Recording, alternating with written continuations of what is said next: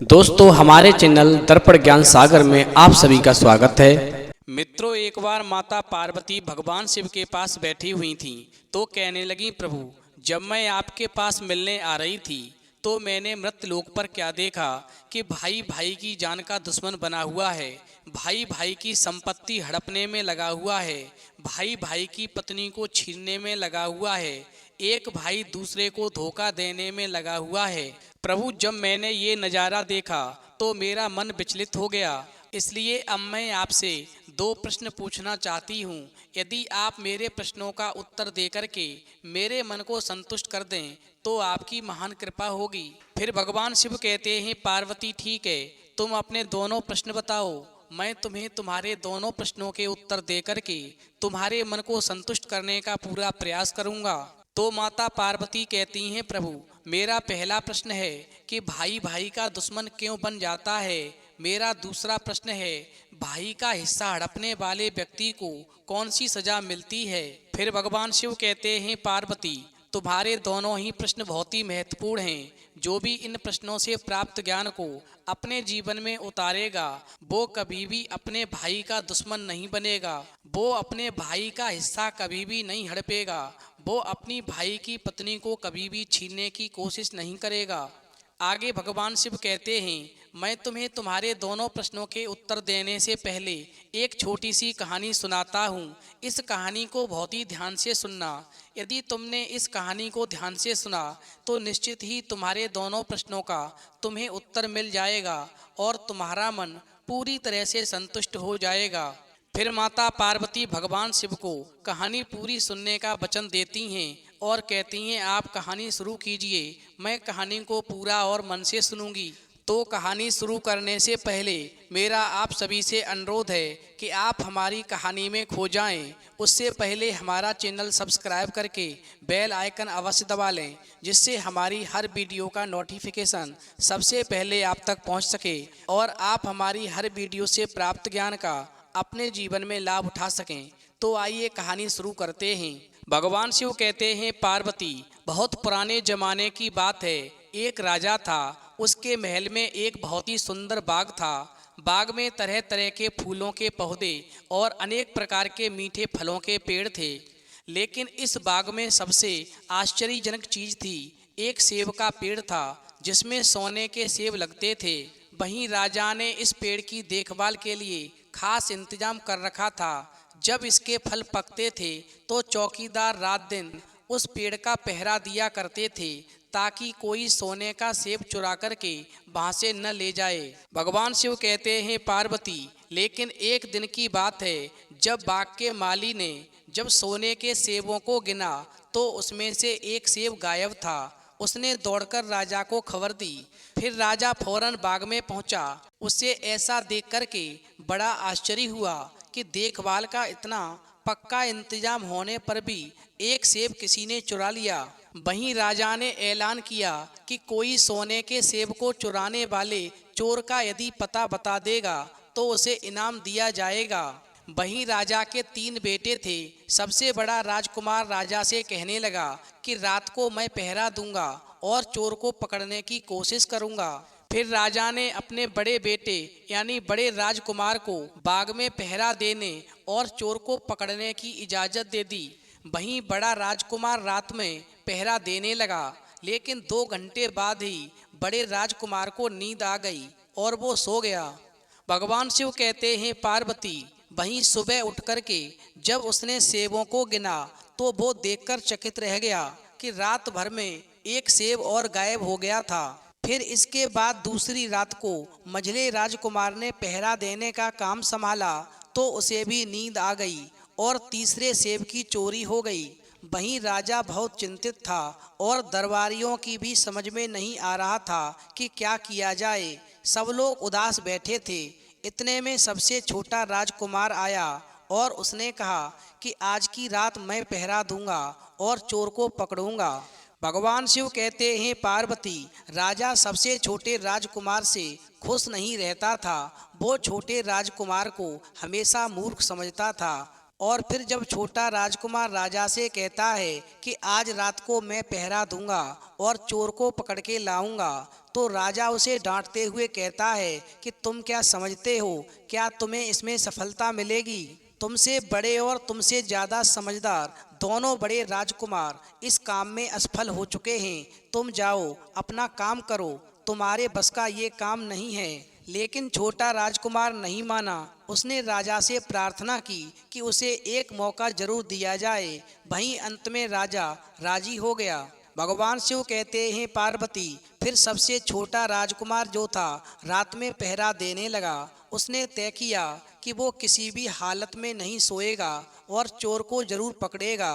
वहीं जब आधी रात हुई और 12 बजे का आखिरी घंटा बजा, तो राजकुमार ने देखा कि एक सुंदर सोने की चिड़िया कहीं से उड़ती हुई आई और सेब के पेड़ पर बैठ गई। फिर उसने देखते देखते सोने का एक सेब तोड़ करके अपनी चोंच में पकड़ लिया। वहीं छोटा राजकुमार जाग रहा था। राजकुमार ने फौरन निशाना साधा और तीर चला दिया, लेकिन तीर चिड़िया को नहीं लगा और वह पंख फड़फड़ाकर उड़ गई। वहीं इतना अवश्य हुआ कि उस सोने की चिड़िया का एक सुनहरा पंख टूट करके वहाँ जमीन पर आ गिरा। भगवान शिव कहते हैं, पार्वती, फिर दूसरे दिन सुबह राजकुमार ने राजा को सारी बात बता दी और वह सोने का पंख राजा के सामने रख दिया। पंख इतना सुंदर और इतना कीमती था कि राजा उसे देखता ही रह गया। राजा ने कहा, अगर उस चिड़िया का एक पंख इतना सुंदर है तो पूरी चिड़िया कितनी सुंदर होगी। मैं चाहता हूँ कि उस चिड़िया को कोई पकड़कर लाए। भगवान शिव कहते हैं, पार्वती, फिर सबसे पहले बड़ा राजकुमार इस काम के लिए रवाना हुआ और चलते चलते एक जंगल में पहुंचा। वहां उसने एक लोमड़ी को एक पेड़ के नीचे आराम करते हुए देखा। फिर राजकुमार ने शिकार हेतु मौका देख करके तीर अपने धनुष पर चढ़ा लिया। वो तीर छोड़ने ही जा रहा था कि लोमड़ी ने चिल्लाकर कहा, राजकुमार, मुझे मत मारो। मुझे पता है कि तुम सोने की चिड़िया की खोज में निकले हो। तुम मेरी राय मानो तो तुम्हारा काम जल्दी ही पूरा हो जाएगा। तुम इसी रास्ते से सीधे चले जाओ। शाम होने पर तुम एक गांव में पहुंचोगे। वहां तुम्हें आमने सामने 2 सराय मिलेंगी। वहीं एक सराय खूब सजी सजाई और दूसरी सराय बहुत ही भद्दी दिखाई देगी। तुम एक काम करना, जो सजाए बहुत सजी सजाई दिखाई दे, सुंदर सी दिखाई दे, तुम उसके अंदर मत जाना। तुम रात को या दिन में उसमें मत ठहरना, मगर तुम उस सराय में जाकर रुकना जो बहुत ही भद्दी दिखाई देगी। यदि तुम ऐसा करोगे तो तुम्हारा काम आसानी से पूरा हो जाएगा। भगवान शिव कहते हैं, पार्वती, वही लोमड़ी की बात सुनकर के बड़े राजकुमार को हंसी आ गई और उसने डांट कर कहा, भाग जा यहाँ से, मुझे तेरी सलाह की जरूरत नहीं है। और ऐसा कहकर के बड़े राजकुमार ने लोमड़ी पर तीर छोड़ दिया, लेकिन लोमड़ी बहुत चालाक थी, वो बचकर भाग गई। वहीं बड़ा राजकुमार आगे चलता गया। शाम को जब एक गांव में पहुंचा तो उसने देखा कि सड़क के किनारे सचमुच में 2 सरायें थीं। उसमें से एक सराय खूब सजी सजाई थी और उसके अंदर से लोगों के नाचने गाने की आवाज़ें आ रही थीं। वहीं दूसरी सराय बहुत भद्दी सी थी और वहां अंधेरा घिरा हुआ था। वहीं राजकुमार ने लोमड़ी की बात को गौर नहीं किया और राजकुमार जो था सजी सजाई सराय में ठहर गया। थोड़ी देर में वो भूल गया कि वो असल में सोने की चिड़िया की खोज में निकला था, क्योंकि जो सजी सजाई सराय थी उसके अंदर जो भी व्यक्ति जाता था वो अपने जिस काम के लिए आता था उस काम को भूल जाया करता था। इसीलिए बड़ा राजकुमार भी उस चिड़िया के बारे में भूल गया। वहीं उधर जब काफी समय बीत गया और बड़ा राजकुमार नहीं लौटा तो मझला राजकुमार सोने की चिड़िया की खोज में चल पड़ा। वो भी उसी तरह चलते चलते जंगल में पहुंचा तो वही लोमड़ी उसे भी मिली और फिर उसी लोमड़ी ने मझले राजकुमार को भी वही बात बताई जो बड़े राजकुमार को बताई थी। मगर मझले राजकुमार ने भी उस लोमड़ी की बात पर कोई ध्यान नहीं दिया। जब शाम को वो उस गांव में पहुंचा तो बड़े राजकुमार की तरह सजी सजाई सराय में ठहर गया और वहाँ के नाच रंग में मस्त होकर वो भी अपना काम भूल गया। यहाँ तक कि उसे घर लौटने की भी सुध नहीं रही। भगवान शिव कहते हैं पार्वती, अंत में सबसे छोटे राजकुमार ने राजा से कहा कि मैं सोने की चिड़िया की खोज में जाऊंगा। तो राजा को विश्वास नहीं हुआ और वो कहने लगा, जब उससे बड़े दोनों राजकुमार इस काम में सफल नहीं हुए तो तुझे सफलता कैसे मिल सकेगी। लेकिन छोटे राजकुमार ने जिद की और उसके जिद करने पर राजा ने अपने छोटे राजकुमार को इजाज़त दे दी। भगवान शिव कहते हैं पार्वती, वहीं छोटा राजकुमार तैयार होकर के सोने की चिड़िया की खोज में निकला। जंगल में उसे भी लोमड़ी मिली। राजकुमार ने लोमड़ी की बात को ध्यान से सुना तो लोमड़ी से कहा, ठीक है, तुम जैसा कह रही हो मैं वैसा ही करूँगा। अब तुम जाओ, मैं तुम्हें नहीं मारूंगा। मगर छोटे राजकुमार की बात सुनकर के वो लोमड़ी खुश होकर बोली, तुम सबसे अच्छे लड़के मालूम होते हो। तुमने मेरी बात का मजाक नहीं उड़ाया और मुझ पर तीर नहीं चलाया। मैं तुमसे बहुत खुश हूँ और मैं तुम्हारी मदद करूँगी। तुम एक काम करो, आओ तुम मेरी पूंछ पर बैठ जाओ। मैं तुम्हें उस सराय तक पहुंचा देती हूँ जिस सराय में तुम्हें रुकना है और वहाँ से तुम्हारा काम बहुत ही आसान हो जाएगा। वहीं देखते देखते उस लोमड़ी की पूंछ काफ़ी बड़ी हो गई और राजकुमार उस पर बैठ गया। उसके बैठते ही लोमड़ी जो थी हवा में उड़ने लगी और थोड़ी ही देर में मैदानों और पहाड़ों को पार करके उसी गांव में जा पहुंची। वहीं राजकुमार ने उस लोमड़ी की सलाह को मान करके छोटी और पुरानी सराय में ही अपना डेरा डाल दिया। वो सजी सजाई सराय में नहीं गया और उस दूसरी सजी सजाई सराय से काफ़ी दूर रहा। भगवान शिव कहते हैं पार्वती, फिर दूसरे दिन सुबह उठ करके जब वो आगे बढ़ा तो कुछ दूर चलने पर उसे वो लोमड़ी फिर से रास्ते में मिल गई। वहीं लोमड़ी ने उससे कहा, अब मैं तुम्हें बताती हूँ कि आगे तुम्हें क्या करना चाहिए। लोमड़ी ने कहा, तुम सीधे चलो। आगे चलने पर तुम्हें एक बहुत बड़ा किला मिलेगा जिस पर सिपाही पहरा देते होंगे। तुम सिपाहियों से डरना नहीं और सीधे अंदर चले जाना, क्योंकि उस समय पर वो सिपाही सो रहे होंगे और तुम बेधड़क होकर के किले में घुसते चले जाना और उनके कमरों को पार करते हुए उस जगह पर पहुंच जाना जहां लकड़ी के एक मामूली पिंजरे में सोने की चिड़िया बंद होगी। और वहां पर पहुंच कर के तुम चिड़िया को पिंजरे सहित उठा कर के किले से बाहर ले आना। लेकिन एक बात याद रखना, चिड़िया के पिंजरे के पास ही एक बहुत सुंदर सा सोने का पिंजरा भी तुम्हें दिखाई पड़ेगा। तुम भूलकर भी उस सोने की चिड़िया को उस सोने के पिंजरे में मत रखना और तुम उस सोने की चिड़िया को उस लकड़ी के पिंजरे में से निकाल कर के यदि सोने के पिंजरे में रखने की कोशिश करोगे तो बाद में पछताओगे। और फिर ऐसा कहकर लोमड़ी ने राजकुमार को फिर से अपनी पूंछ पर बिठाया और थोड़ी ही देर में उसे किले के पास पहुंचा दिया। भगवान शिव कहते हैं पार्वती, अब राजकुमार ने किले के पास जाकर देखा कि सचमुच उसके पहरेदार सो रहे थे और फिर छोटा राजकुमार बिना डरे हुए सीधा महल में घुस गया और थोड़ी ही देर के बाद में उस कमरे में जा पहुंचा जहां सोने की चिड़िया एक पिंजरे में बैठी हुई थी और उस पिंजरे के पास ही सोने के 3 सेब पड़े हुए थे। फिर तो उन तीनों सेबों को देखकर राजकुमार ने फौरन पहचान लिया कि ये तीनों सोने के सेब उसके पिता के बाग के ही हैं। वहीं सोने की चिड़िया इतनी सुंदर थी कि राजकुमार उस चिड़िया को देखता ही रह गया और वो उस चिड़िया को उठाकर लाने ही वाला था कि उसकी नज़र पास ही पड़े एक सुंदर से पिंजड़े पर पड़ गई। वो पिंजड़ा बहुत ही सुंदर था और उसमें तरह तरह के कीमती पत्थर जड़े हुए थे। और फिर उस सुंदर सोने के पिंजड़े को देख कर के छोटे राजकुमार के मन में लालच आ गया और उसने सोने की चिड़िया के लिए वही पिंजरा ठीक समझा। और राजकुमार लोमड़ी की बात को भूल गया कि उसने सोने के पिंजरे को छूने के लिए मना किया था, मगर राजकुमार लोमड़ी की बात को भूल करके और उसने सोने की चिड़िया को लकड़ी के पिंजरे से निकाल करके उसी सोने के पिंजरे में बंद कर दिया। लेकिन नए पिंजरे में आते ही वो सोने की चिड़िया खूब जोर जोर से शोर मचाने लगी और राजकुमार पिंजरे को उठा करके कमरे से बाहर भी नहीं निकल पाया था कि बहुत से सिपाही कमरे में घुस आए और उन्होंने राजकुमार को पकड़ लिया। भगवान शिव कहते हैं पार्वती, फिर राजकुमार को अपनी भूल का पता चला। उसे याद आया कि लोमड़ी ने उससे क्या कहा था, लेकिन अब क्या हो सकता था। सिपाही उस छोटे राजकुमार को खींचते हुए राजा के दरबार में ले गए।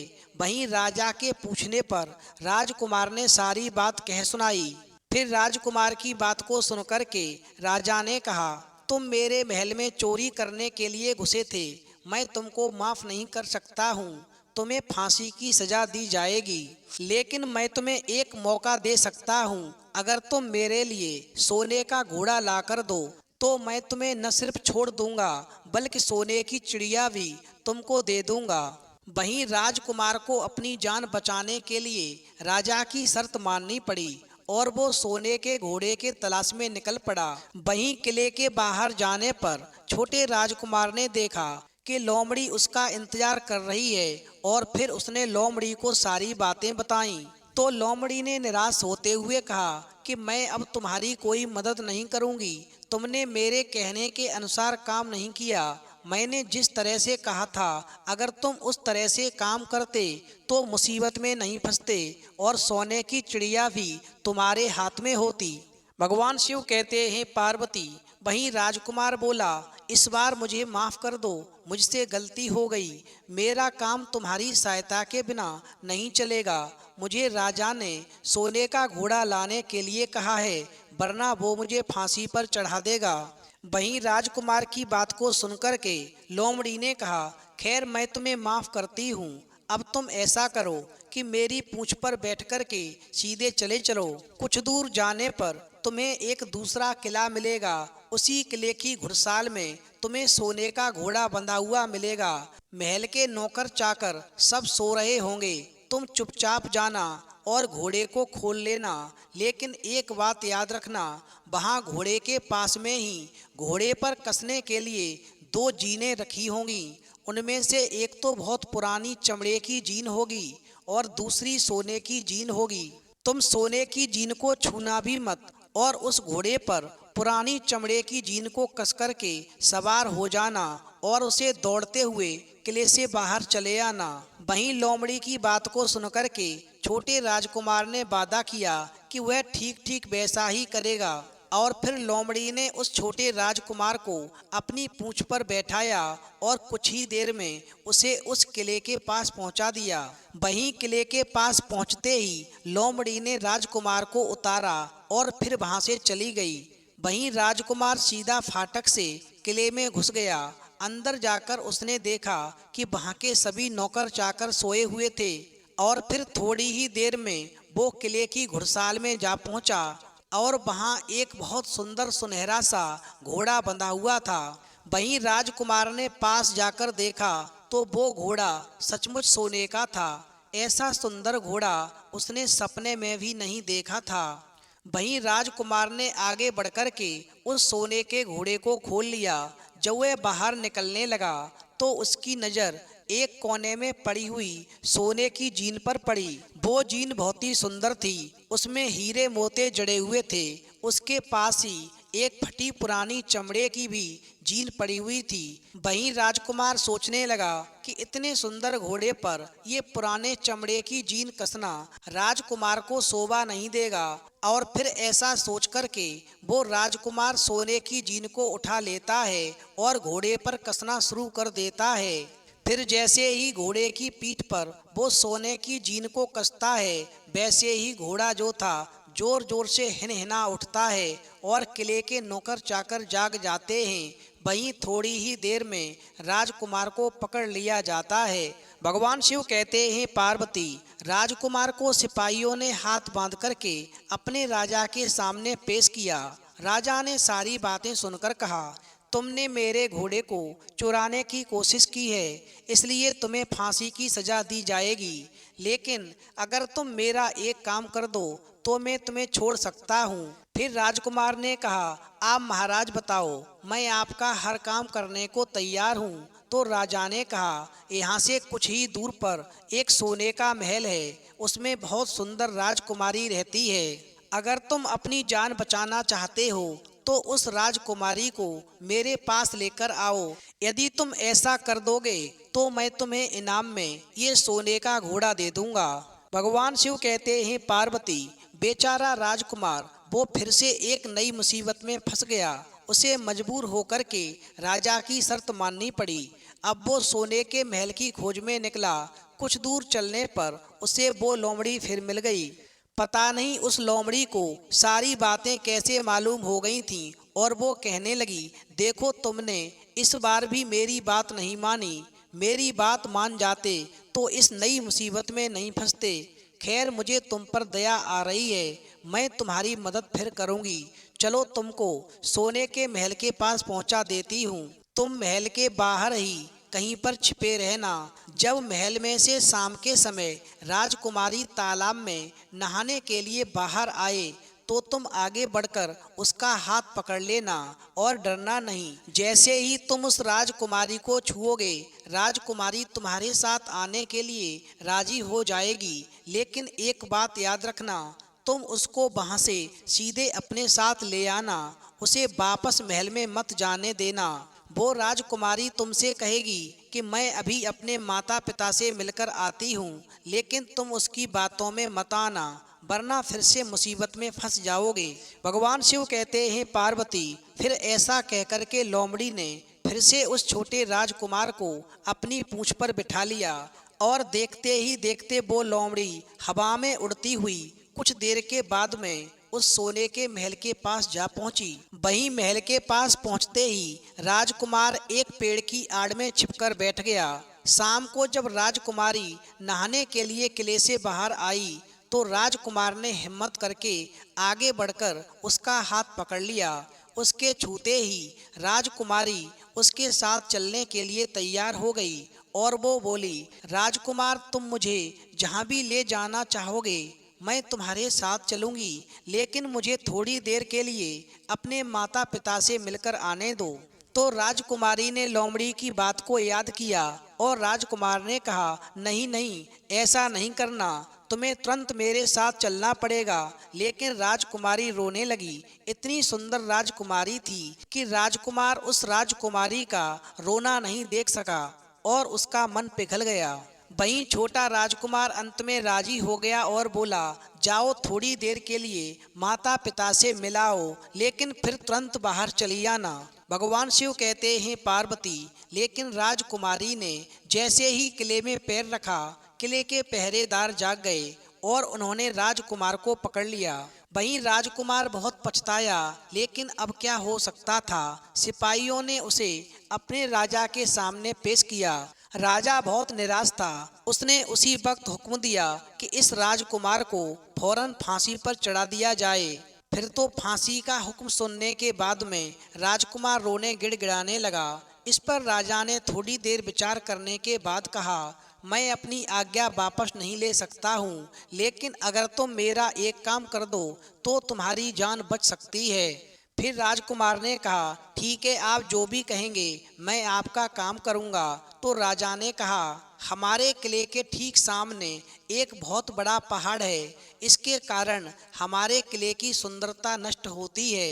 अगर तुम 8 दिन में इस पहाड़ को खोदकर साफ कर दो तो हम तुम्हें क्षमा कर देंगे और राजकुमारी का विवाह भी तुम्हारे साथ कर देंगे। वहीं राजकुमार किले के बाहर आकर के पहाड़ को देखने लगा। उसके हाथ में एक छोटी सी कुदाली थी। उसकी समझ में नहीं आ रहा था कि इतना बड़ा पहाड़ आखिर वो 8 दिन में कैसे खोद सकेगा। फिर भी राजकुमार अपनी जान बचाने के लिए उस पहाड़ को खोदना शुरू करता है।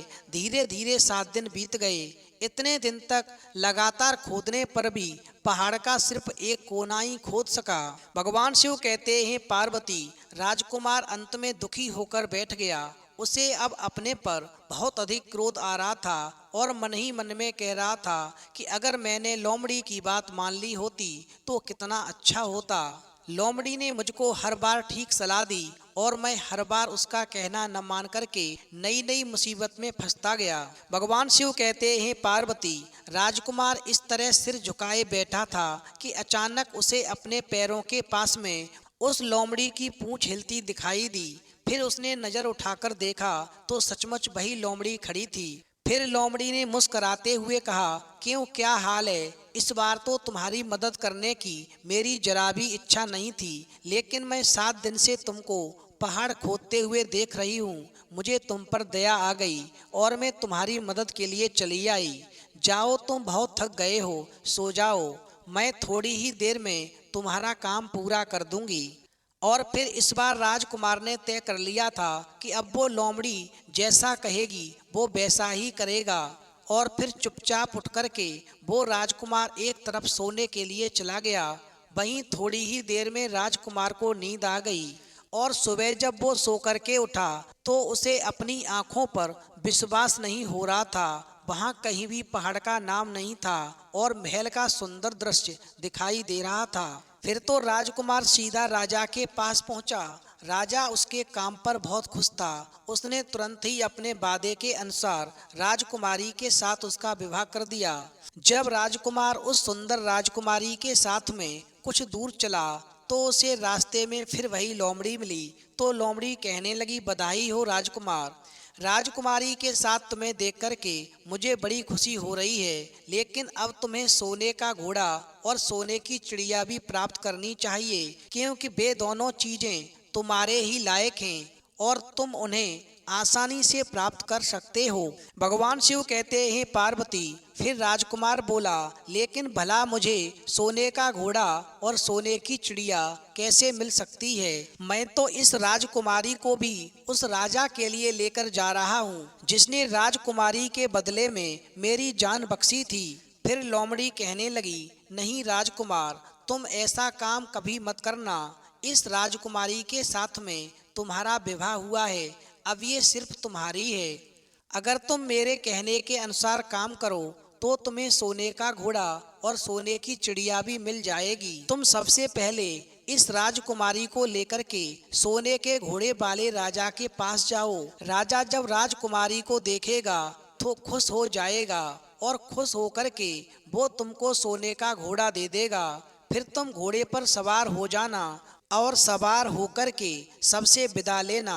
वहीं राजकुमारी से तुम सबसे बाद में विदा लेना और जैसे ही तुम राजकुमारी के पास पहुंचो तुम उसे हाथ से पकड़कर घोड़े के ऊपर खींच लेना और घोड़े को दौड़ा देना, क्योंकि सोने का घोड़ा इतना तेज दौड़ता है कि दुनिया का तेज से तेज घोड़ा भी उसकी बराबरी नहीं कर सकता है। जाओ, तुम पहले इतना काम पूरा करो, इसके बाद आगे क्या करना है बाद का काम मैं बाद में बताऊंगी। जब तुम घोड़ा और राजकुमारी को लेकर आओगे तो तुम्हें वहां आगे मैं रास्ते में फिर मिलूंगी। भगवान शिव कहते हैं, पार्वती, वहीं राजकुमार ने ठीक वैसा ही किया जैसा लोमड़ी ने उससे कहा था।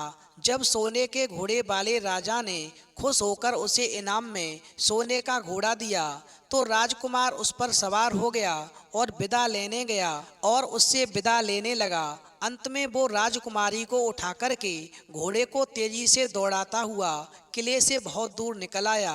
वहीं रास्ते में एक पेड़ के नीचे लोमड़ी उसका इंतजार कर रही थी और उसे देख करके लोमड़ी बोली, शाबाश, अब तुम सोने की चिड़िया भी प्राप्त कर लो। जब तुम सोने की चिड़िया वाले राजा के पास पहुंचोगे तो वो इस घोड़े को देख करके बहुत ही खुश होगा। तुम मुझसे कहना कि पहले सोने की चिड़िया का पिंजरा मेरे हाथ में दे दो, तब मैं ये घोड़ा तुमको दूंगा। फिर जैसे ही राजा जब वह पिंजरा तुम्हारे पास लाए तो तुम पिंजरा उसके हाथ से छीन लेना और घोड़े को दौड़ा देना। बस ऐसे चिड़िया तुमको मिल जाएगी और कोई तुम्हें पकड़ भी नहीं सकेगा। भगवान शिव कहते हैं, पार्वती, इस बार भी राजकुमार ने ठीक वैसा ही किया जैसा लोमड़ी ने बताया था और वो राजकुमारी के साथ ही घोड़े पर बैठा रहा। और जब राजा ने उसके हाथ में सोने की चिड़िया का पिंजरा दिया तो उसने देखते ही देखते ऐड मार दी और सोने का घोड़ा हवा से बातें करने लगा। वहीं कुछ दूर चलने पर लोमड़ी फिर उसे मिल गई। राजकुमार ने उससे कहा, तुमने मेरी बहुत बड़ी मदद की है, तुम्हारी वजह से मुझे न सिर्फ सोने की चिड़िया मिली बल्कि सोने का घोड़ा और इतनी सुंदर राजकुमारी भी मिल गई। बताओ मैं तुम्हें क्या इनाम दूं? मैं तुमको कुछ ना कुछ देना अवश्य चाहता हूँ। फिर राजकुमार की बात को सुनकर के वो लोमड़ी कहने लगी, अगर तुम खुश हो तो मेरा एक काम कर दो, तुम मुझ पर एक तीर चला करके मुझे मार दो। इस समय तुम यही सबसे बड़ा काम मेरे लिए कर सकते हो। फिर लोमड़ी की बात को सुनकर के राजकुमार कहने लगा, भला ऐसा कैसे हो सकता है? तुमने मेरी इतनी मदद की है और मैं बदले में तुम्हें मार दूं, ऐसा कभी नहीं कर सकता। फिर तो ऐसा सुनकर के वो लोमड़ी बहुत दुखी हुई और बोली, अगर तुम मेरा ये काम नहीं कर सकते हो तो फिर ठीक है, जाओ, लेकिन जाने से पहले तुम्हारी भलाई के लिए मैं तुम्हें दो बातें बता रही हूँ, हमेशा ध्यान रखना।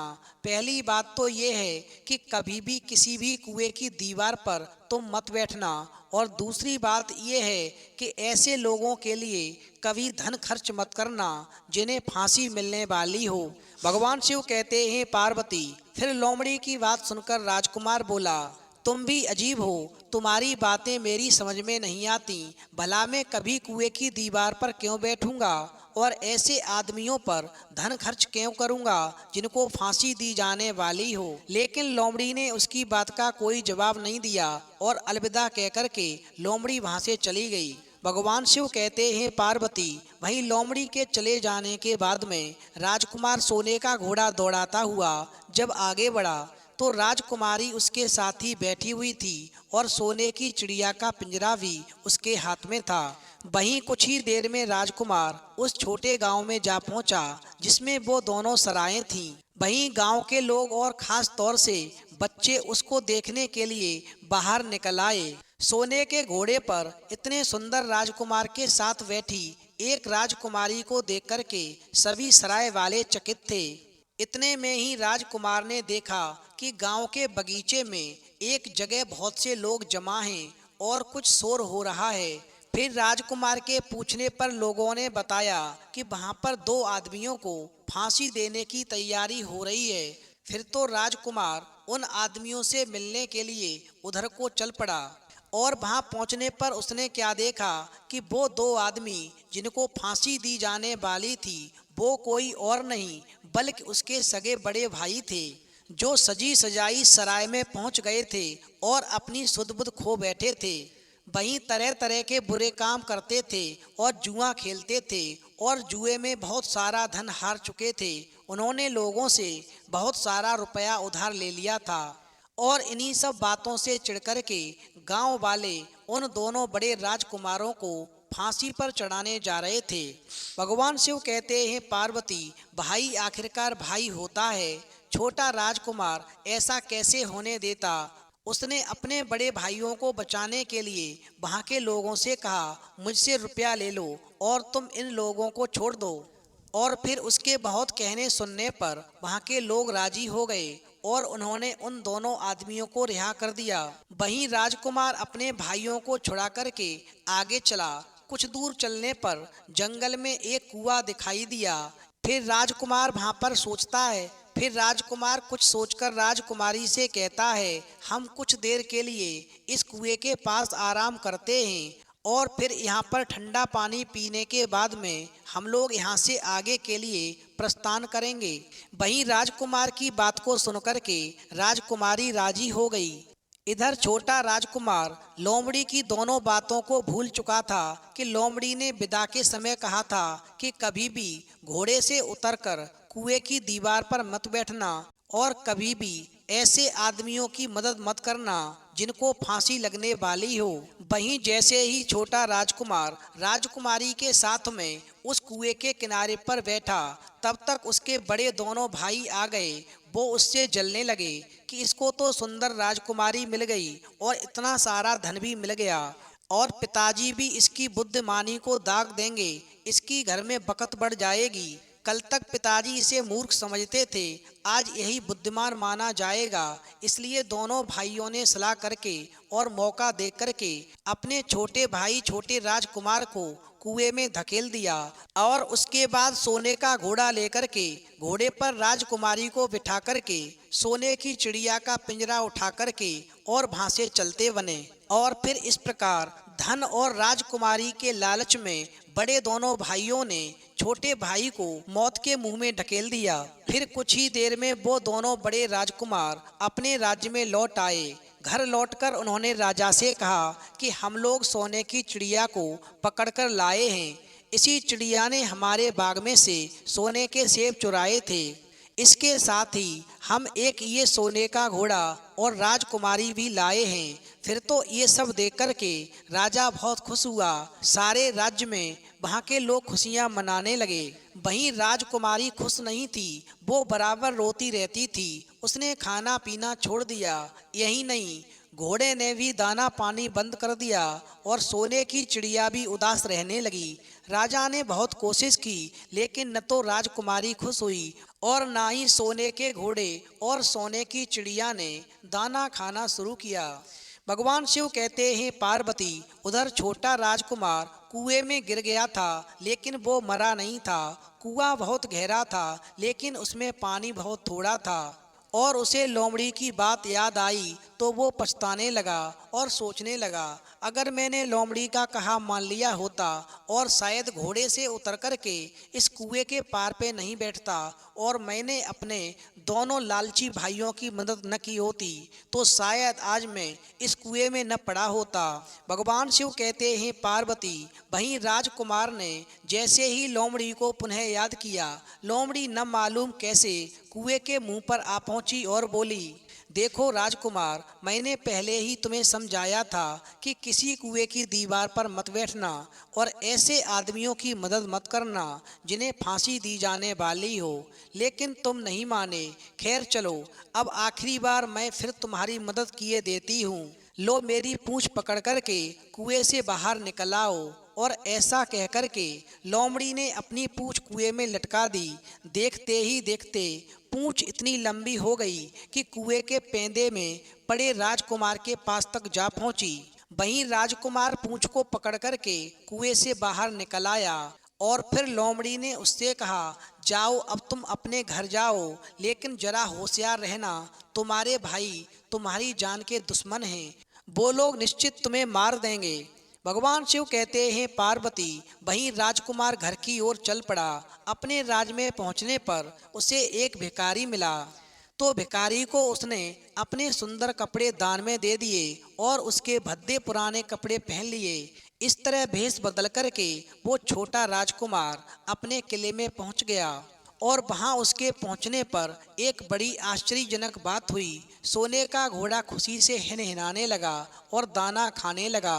सोने की चिड़िया भी अपने पिंजरे में खुशी से फुदकने लगी और गाना गाने लगी। राजकुमारी ने भी अपने आंसू पोंछ डाले और वो भी खुश दिखाई देने लगी। इतना होने पर भी राजा की समझ में कुछ नहीं आया।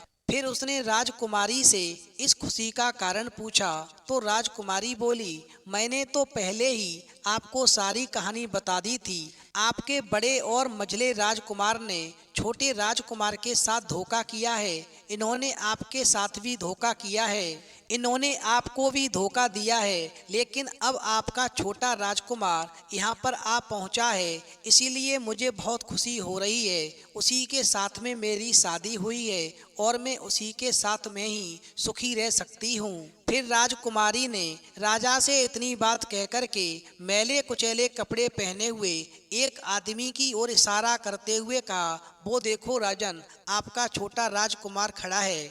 भगवान शिव कहते हैं, पार्वती, वहीं राजा ने भी अपने छोटे लड़के को पहचान लिया और अब राजा ने अपने छोटे बेटे के बारे में अपने विचार बदल दिए कि मेरा छोटा बेटा मूर्ख नहीं बल्कि सबसे होनहार और बुद्धिमान है। अब तो वो उसको बहुत ही समझदार और बहादुर मानने लगा और अपने सबसे छोटे बेटे को सबसे अधिक प्यार करने लगा। और फिर राजा ने छोटे राजकुमार को राजगद्दी पर बिठाने का निश्चय किया। वहीं राजा ने कहा कि भाई को कभी भी भाई की पत्नी को हड़पना नहीं चाहिए और ना ही भाई का कभी हिस्सा हड़पना चाहिए, ना ही लालच में आकर के भाई को मौत के घाट उतारना चाहिए। जो भी भाई अपने भाई के साथ में ऐसा करता है उसे दंडित अवश्य किया जाना चाहिए। राजा कहता है कि बड़े और मझले राजकुमार ने अपने छोटे भाई को ही धोखा नहीं दिया बल्कि राजा को भी धोखा दिया है। इससे राजा अपने बड़े राजकुमारों से बहुत नाराज था और फिर उसने दोनों बड़े राजकुमारों को सजा देने का ऐलान किया और अपने राज्य से हमेशा के लिए निकलवा दिया। और राजा कहने लगा, जो भाई की पत्नी को छीनता है, जो भाई के साथ में गलत व्यवहार करता है, जो भाई के धन को हड़पता है, ऐसे भाई को हमेशा के लिए घर से बेघर होना पड़ता है। यही विधि का विधान है। भगवान शिव कहते हैं, पार्वती, जब राजा ने अपने दोनों बड़े राजकुमारों को राज्य से हमेशा के लिए निकलवा दिया, उसके बाद में बड़ी धूमधाम के साथ में राजकुमारी के साथ राजकुमार का विवाह किया और फिर छोटा राजकुमार राजकुमारी के साथ में सुखी से रहने लगा। वहीं छोटा राजकुमार उस लोमड़ी को नहीं भूला था जिसने उसकी सहायता की थी और एक दिन समय निकालकर वो जंगल में उस लोमड़ी की खोज में निकला। बहुत ढूंढने के बाद में एक पेड़ के खोखले भाग में उसने उस लोमड़ी को चुपचाप बैठे हुए देखा। वही लोमड़ी बहुत उदास थी और पहले से बहुत ज्यादा कमजोर हो गई थी। राजकुमार को देखते ही लोमड़ी ने उसे पहचान लिया और कहा, आओ राजकुमार, आज इधर कैसे आना हुआ? तो राजकुमार ने कहा, मैं आज तुम्हें ही ढूंढने के लिए आया हूँ। चलो मेरे बाग में आराम से रहना, वहाँ तुम्हें किसी तरह की तकलीफ नहीं होगी। यहाँ तो जंगल में तुम्हें खाने पीने की तकलीफ होती होगी और जंगली जानवरों और शिकारियों का डर हमेशा बना रहता होगा। वहीं लोमड़ी ने कहा, नहीं राजकुमार, मैं यहाँ पर ठीक हूँ और भला अब तुम्हें मेरे दुखों से क्या लेना देना? तुम्हारा काम निकल गया। अब तुम राजकुमारी के साथ में सुखपूर्वक अपने महल में राज करो। भगवान शिव कहते हैं, पार्वती, फिर लोमड़ी की बात सुनकर के छोटा राजकुमार बोला, नहीं, तुमने मेरा बड़ा उपकार किया है, मैं तुम्हें इनाम देना चाहता हूँ और अपने साथ ही रखना चाहता हूँ। राजकुमारी भी बहुत खुश होगी, वो भी तुमसे मिलना चाहती है। तो लोमड़ी ने कहा, अगर तुम सचमुच मुझे इनाम देना चाहते हो तो मेरा एक काम कर दो। मैंने तुमसे पहले भी कहा था कि तुम तीर चलाकर मुझे मार दो, इसी से मेरा लाभ होगा। असल में मैं तुम्हें अपनी कहानी सुनाती हूँ। एक जादूगर ने मुझ पर जादू कर रखा है। मैं लोमड़ी नहीं हूँ, मुझे उसके जादू के प्रभाव से लोमड़ी के रूप में रहना पड़ रहा है। मैं तो उसी देश का राजकुमार हूँ जहाँ की राजकुमारी से तुम्हारा विवाह हुआ है। असल में वो राजकुमारी मेरी छोटी बहन है जिसके साथ में तुम्हारी शादी हुई है। अगर तुम तीर चलाकर मुझे मार दोगे तो मैं इस जादू के प्रभाव से मुक्त हो जाऊंगा और फिर से राजकुमार बनकर अपने देश लौट सकूंगा। वहीं छोटा राजकुमार इस बात को सुनकर के एकदम से आश्चर्य में पड़ गया और फिर उसने फौरन अपने धनुष पर तीर चढ़ाया और लोमड़ी के ऊपर छोड़ दिया। वहीं तीर लगते ही वो लोमड़ी मर गई और उसमें से एक सुंदर सा राजकुमार निकल आया। फिर दोनों राजकुमार आपस में गले मिले और इसके बाद दोनों राजकुमार वापस महल में लौट आए। वहीं राजकुमारी अपने भाई से मिलकर के बहुत ही खुश हुई। अंत में भगवान शिव कहते हैं, पार्वती, तुम्हारा पहला प्रश्न था कि भाई भाई का दुश्मन क्यों हो जाता है, तो समझ लो, धन के लोभ में आकर के व्यक्ति भाई जैसे पवित्र रिश्ते को भूल जाता है और धनवान होने के मद में भाई भाई का कत्ल कर देता है। मगर राजकुमार के भाइयों की तरह जो भाई ऐसा करता है, एक दिन उसका सर्वनाश हो जाता है। वहीं भगवान शिव कहते हैं, पार्वती, तुम्हारा दूसरा प्रश्न था कि भाई का हिस्सा हड़पने वाले व्यक्ति को कौन सी सजा मिलती है, तो समझ लो, भाई का हिस्सा या उसकी पत्नी या उसका धन हड़पने वाले व्यक्ति को घर से बेघर होना पड़ता है। जिस प्रकार राजकुमार के दोनों भाइयों को राजा ने राज्य से हमेशा के लिए निकाल दिया और वो घर से बेघर हो गए, इसलिए भाई जैसे पवित्र रिश्ते को कभी कलंकित नहीं करना चाहिए। भाई भाई के बीच में जहाँ प्रेम रहता है वो घर स्वर्ग के समान होता है। फिर तो माता पार्वती कहने लगी, प्रभु, आज की कहानी सुनकर के मेरा मन प्रफुल्लित हो गया। वास्तव में एक भाई को हमेशा दूसरे भाई की मदद करनी चाहिए, न कि उसको बर्बाद करना चाहिए। तो मित्रों, यदि आपको भी अपने भाई से प्यार हो तो आप इस चैनल को सब्सक्राइब करें और भगवान शिव और पार्वती के लिए एक लाइक करना न भूलें।